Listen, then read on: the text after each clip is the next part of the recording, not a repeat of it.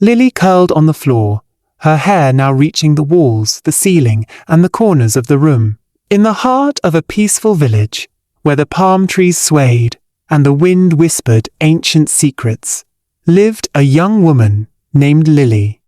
Lily was beautiful. She had eyes like deep pools of honey and a smile that could light up the darkest hut.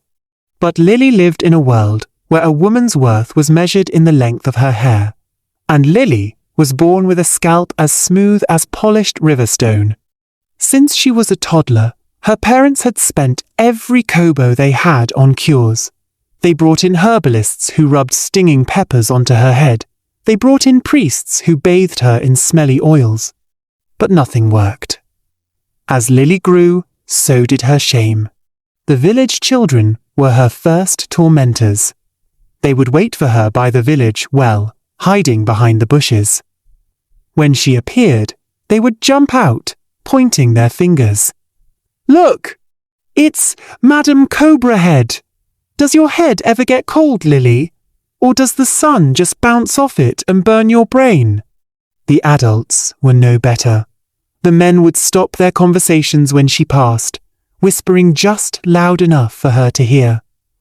"A woman without hair is like a farm without crops," they would sneer. "Who would ever pay a bride price for such a thing?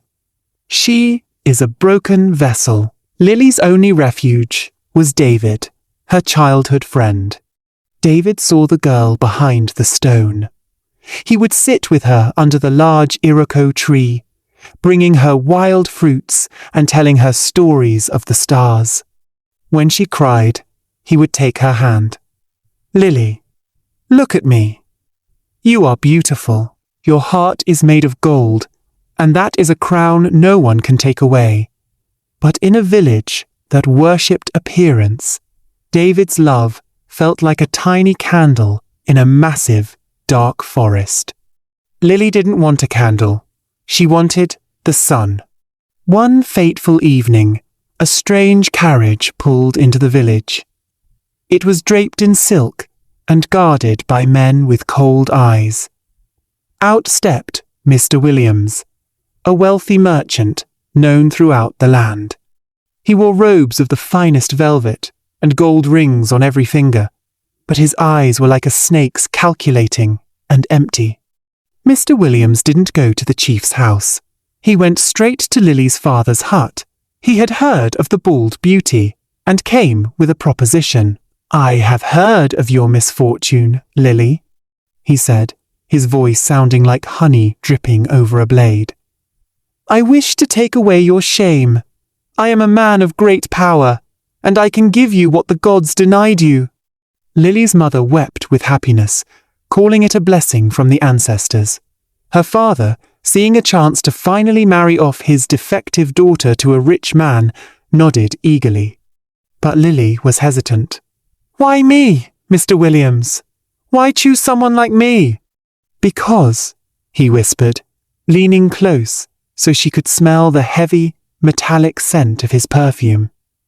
"I see potential in you that others are too blind to notice. Marry me, and I will give you hair that will make the queen herself look like a beggar. I will make you whole." When David heard the news, he didn't walk, he ran. He burst into Lily's home, his chest heaving. "Lily, you must not do this. Stop the preparations." Lily was looking at a silk dress Mr. Williams had sent. "Why, David?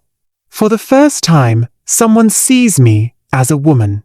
Someone is offering me a life where I'm not a joke." "His name is cursed, Lily," David pleaded, grabbing her hands. "He is rumored to be a ritualist. He has been married 5 times, and every single one of his wives has vanished." "Some say they died. Others say they simply ceased to exist. He doesn't want a wife. He wants a sacrifice." Lily's face hardened. Her eyes, once soft, turned cold.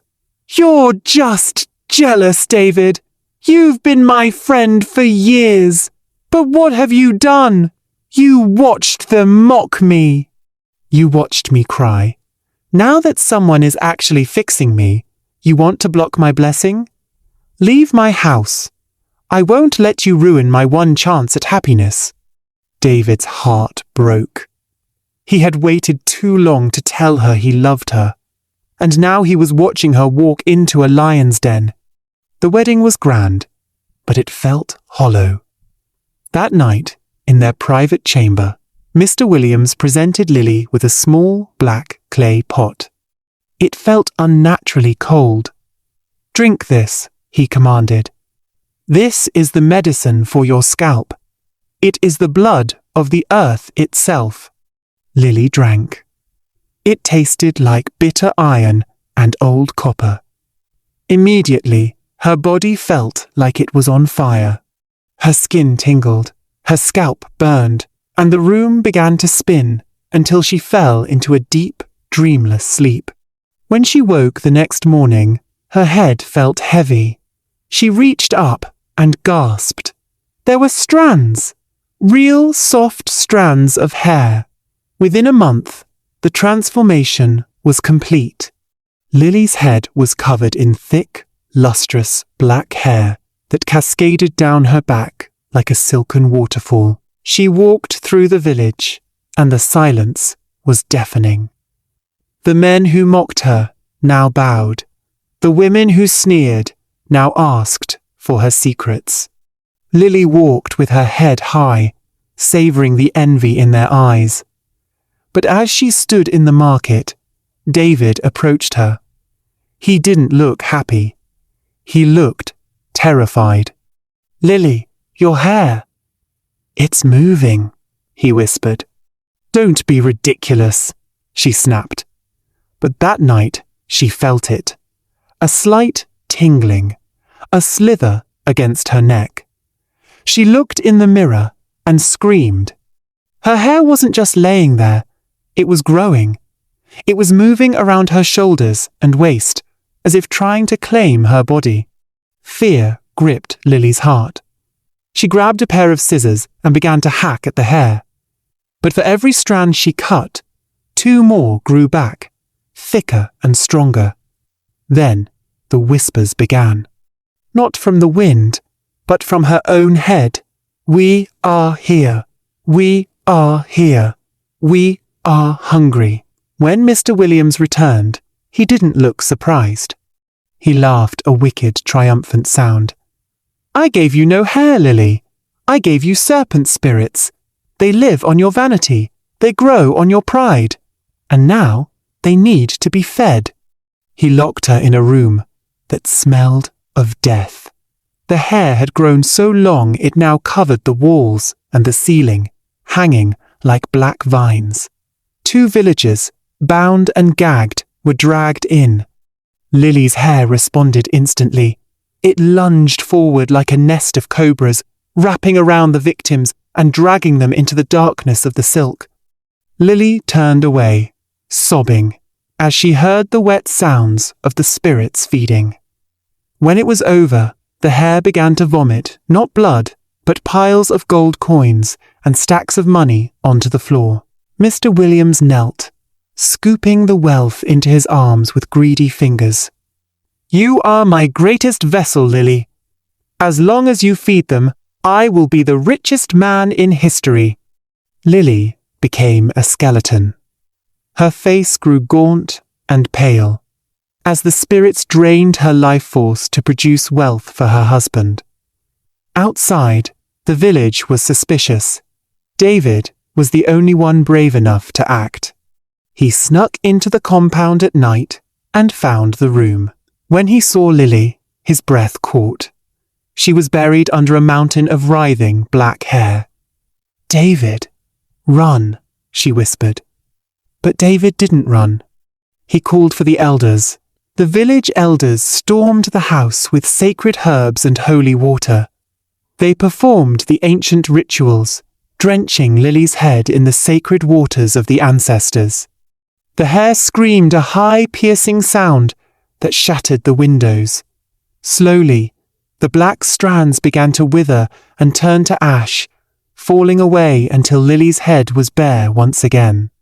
Mr. Williams was seized. The villagers, now seeing the truth of his wealth, showed no mercy.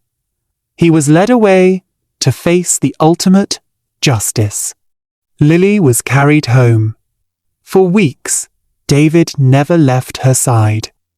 One afternoon, as she sat in the sun, she looked at David. Her head was smooth again, but for the first time, she didn't feel shame. "I had everything I needed right here," she said, taking his hand. "I wanted the world to see me, but I didn't see you. I'm so sorry." David smiled, his eyes full of the same love he had always held for her. "I've always seen you, Lily. The hair was a crown, but you are the queen. True worth is not found in a mirror or in the approval of a crowd. It is found in self-acceptance and the love of those who see your soul, even when you have nothing else to show."